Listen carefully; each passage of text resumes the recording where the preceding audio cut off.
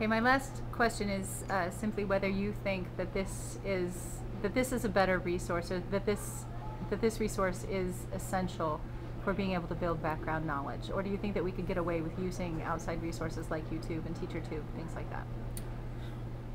I think that YouTube, while providing just many resources or videos, I don't think that one thing that I think is an advantage with something like Discovery Education is the fact that it's categorized a little bit better. It does have additional resources you can use with it. I mean, there's sound files and picture files.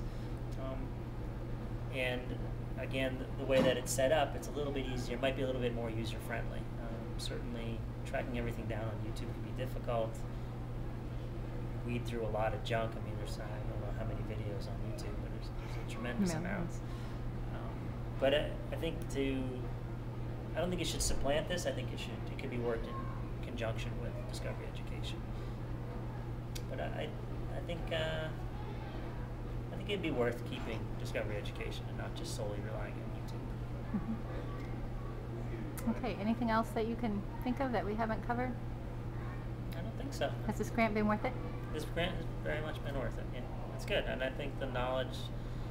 I mean, it allowed us to get some knowledge out there in terms of this resource, and I think it has enhanced teaching in several respects. So, without it, we may not be as far along as we are now, or have the ability to use this stuff. So, the students benefited, and I think the teachers benefited not only in their instruction, but as a professional development tool, allowed us to teach some technology skills to teachers. So. Can you think of one example that stands out in your mind of how Discovery Education has been helpful for us?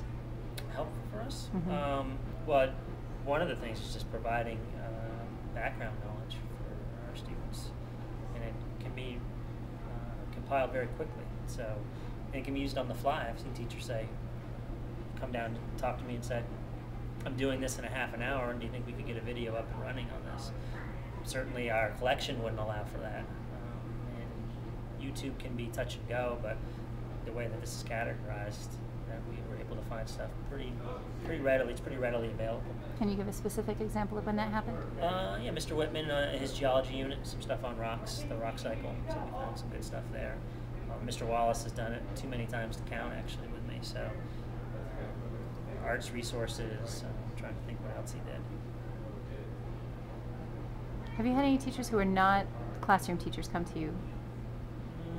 I think Carol Carrasio, a special educator, as you said. Other than that, other than the ELL teachers, no. So then I think that might be our next horizon. Yeah, that sounds good. Everybody, get everybody involved. Yeah, I think it'd be great. Special ed, especially ELL, is obviously a great connection. Just the visual representation of things, and certainly for our struggling readers, that would help. Okay. Thanks so much. You're welcome.